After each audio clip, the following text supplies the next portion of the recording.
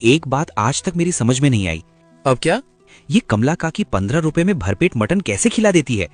15 रुपए में तो भेलपुरी भी नहीं आती। मुझे भी कभी कभी यही लगता है। आजकल 15 रुपए में तो पानी की बोतल भी नहीं आती।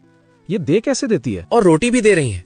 गेहूं का आटा भी सस्ता नहीं रहा। बात मेरे भी गले नहीं उतरती। तुम लोग जो सोच रहे हो शायद उससे भी ज्यादा बात है। क्या हुआ? अभी मैंने अपने कानों से सुना है। सामने से तो बड़ी मीठी बन रही थी, मेरे बच्चे, प्यारे बच्चे, और चाहिए तो शर्माना मत। मगर जैसे ही भीड़ हटी, कमला खुद बोल रही थी, कहीं से भी लाऊं, मांग के लाऊं, चोरी करके लाऊं, तुझे क्या करना है? सच? झूठ बोलकर क्या मिलेगा मुझे? और कैलाश को राक्षस कह रही थी, और भोला के बारे में बोल रही थी, आया बड़ा दाम पूछने वाला। अब तो मुझे भी बात अजीब लगने लगी है। उसी वक्त बूढ़े राम स्वरूप ठेले तक पहुंचे। कमला, आज पैसे शाम को दूंगा, अभी जेब हल्की है। अरे राम स्वरूप जी, पहले खा लीजिए, पैसे बाद में दे दीजिए। पेट को इंतजार नहीं कराते। तुम न होती तो हम जैसे बूढ़े लोग कहाँ जाते। बैठिए, गरम गरम खा लीजिए।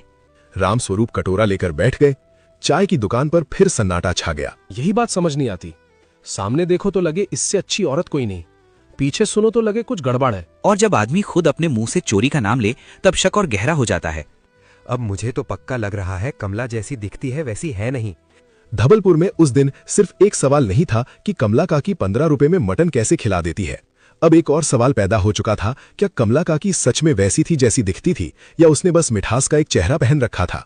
उस दिन शाम तक कमला काकी का सारा खाना खत्म हो चुका था, कुछ भी नहीं बचा था। कमला अपना ठेला उठाकर अपने घर तक पहुंच गई थी। उसी समय उसके घर के सामने से मजदूर राजू निकल रहा था। उसने कमला को देखा और तुरंत उसकी तरफ बढ़ा। कमला काकी, मैं आपके ठेले पर ही जा रहा था। अरे बेटा, मुझसे थोड़ा देर हो गई, ठेला उठाकर आ गई, सब खत्म हो गया। अरे काकी, इस महीने की तनख्वाह बहुत जल्दी खत्म हो गई। अगली तनख्वाह आने में अभी पूरे 2 दिन बचे हैं। कोई बात नहीं बेटा। मगर काकी, आपके पास खाने को भी कुछ नहीं बचा होगा।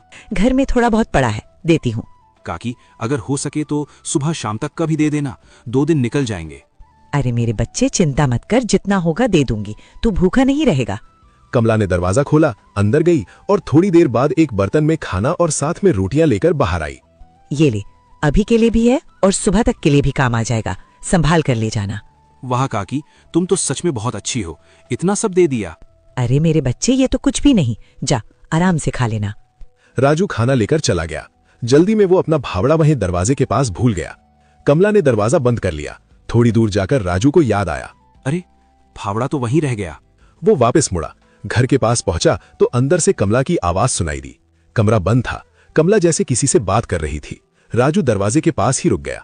आप सही कहते थे कि ऐसे लोगों को मैंने सिर पर चढ़ा रखा है। भूखे लोग उठ के मेरी छाती पे मुंह उठाकर चले आते हैं, मांगते हुए भी शर्म नहीं आती। 15 रुपए में भी जान ले लेंगे, उसमें से भी 10 रोटियां खाएंगे। इतना खाता है कि पूछो ही मत। मना करूं तो अच्छा भी नहीं लगता। यही दिक्कत है, मैं भी हर बार पिघल जाती हूं। मैं समझ गई, मैं आपका दिया 15 रुपए वाला मकसद आज तक नहीं भूली हूं। इस चीज को मैं हमेशा ध्यान में रखती हूं। मुझे मालूम है कि इनको 15 रुपए में कैसे खिलाकर मुट्ठी में रखना है। आपका 15 रुपए वाला मकसद मेरे दिमाग में भी है और मेरी नस नस में भरा हुआ है। मैं उसे कभी नहीं भूलूंगी। राजू की आंखें फैल गई। उसकी नजर अपने